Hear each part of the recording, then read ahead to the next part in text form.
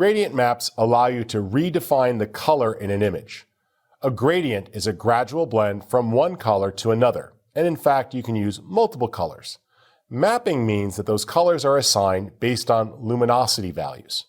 At its simplest effect, this allows you to tint or heavily stylize the image. But as you'll soon see, we can also blend these for more refined looks.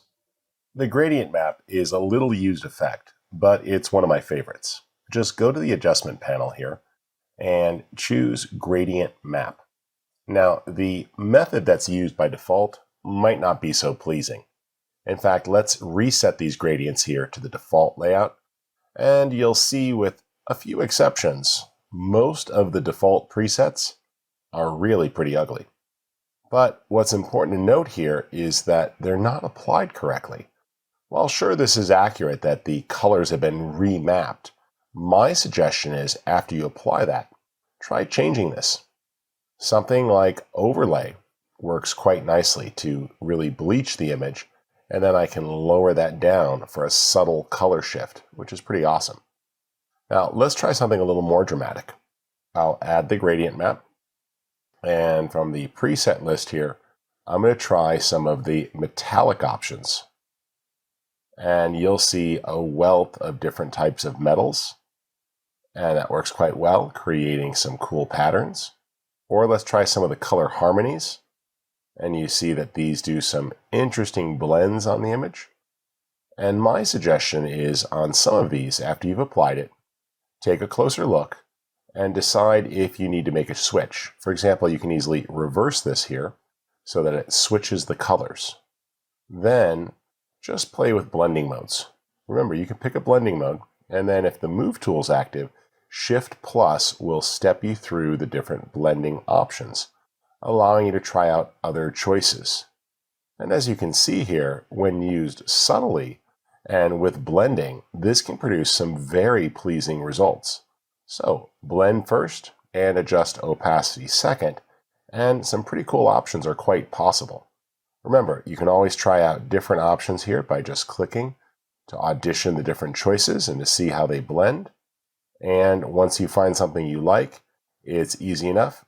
Just adjust the overall opacity for the total effect, and feel free to play with the blending mode until you see an option that you like that gives you either the strong color grade option or a more subtle one, depending upon your personal taste.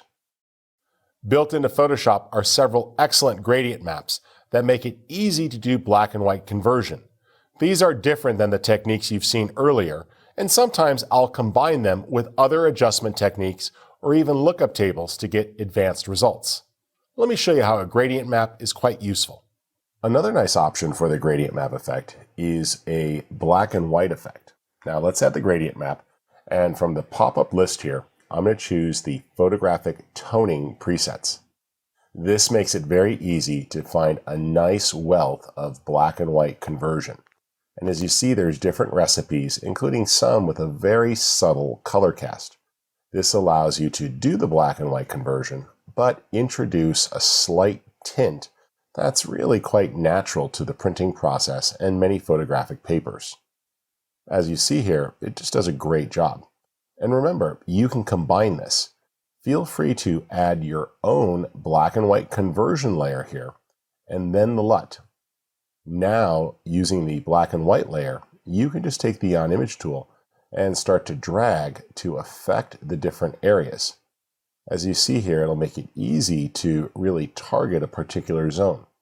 Or you can just use the sliders yourself, and as you adjust, you can refine the balance between the different zones, giving it a custom black and white conversion. In this case, let's brighten up that vegetation. And I want to recover the skies a little bit, so I'll drag the blues down. That's looking good. And let's play with the magentas. Not really affecting this image very much, so I'll leave that be. But as you can see, a custom black and white conversion was helpful, followed by the gradient map for a nice subtle mapping. Now you can reverse that for a negative image, but for the most part you want to go from dark to light. And these photographic toning presets are really quite useful. You can find several that simulate traditional film toning, and I really like them. And when combined with the black and white adjustment layer, you're in precise control over how the black and white image is built up. In that same black and white conversion pack are several different presets for duotones, tritones, sepia tones. These are going to unlock a lot of options for subtly tinting the image. Now, I suggest that you combine these with the black and white adjustment layers so you can blend these in more gently with an opacity slider, but they also work on their own. Let me show you how you can create a duotone or sepia tone effect. Let's go ahead and add an adjustment layer for the gradient map. But before we do, I'm going to choose some colors. Now, let's select the image itself, and using the eyedropper, I'm going to select a nice, rich, dark brown. Then I'll flip the colors here and choose a nice, bright highlight. I think that looks pretty good. Now we can tweak the gradient map. I'm going to come up and say that this orange color should be my background color, and this top color here should be my foreground color. Now if I want, I can click to add additional stops along the way and choose the colors that I want. Let's select something here that's a little bit greener. There we go. And in the middle here, I want something that's a nice golden highlight.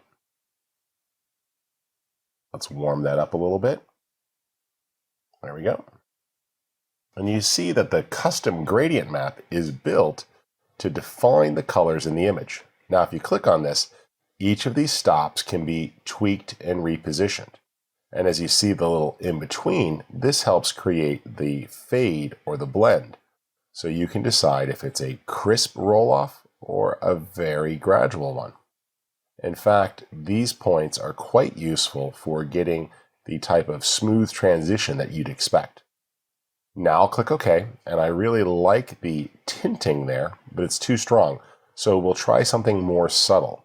The hue mode likely works, and that did a great job of just shifting and bringing out a unified image. Or something like color is going to be a lot stronger, but can be blended using the opacity slider. Remember, it's up to you to determine the exact mix, but by using blending modes and custom gradients, it's very easy to pick up the colors in the scene and then layer those back in with the blending mode to get a nice richening of the colors in the shot while still maintaining photographically realistic colors. If you're looking for creative color effects, gradient maps are excellent. This is a great way to take a campaign and apply it to a photo, or to take several different images and give them a unified look. In fact, it's one of my favorite ways to integrate a color palette from a client into images, particularly if those images are going into a graphic design project, like a website or an annual report. The ability to stylize with color unlocks new options, and the gradient map is a fun and creative way to do it. Up until this point, we've been using a standard gradient map that goes from one color to another with a smooth blend. And in fact, we could click and add additional stops for new colors if we wanted. But instead of using this regular linear gradient, there's another style. Now what I'm going to do is click here and switch the type of gradient, going from a solid gradient to a noise gradient. And what this does is allows us to pick colors to use. Now, we can try different presets out here to get it started, and then switch to the noise. But ultimately, it comes down to these three sliders. If I don't want a lot of red in that, I can adjust the threshold and then set the threshold for green and blue. There we go.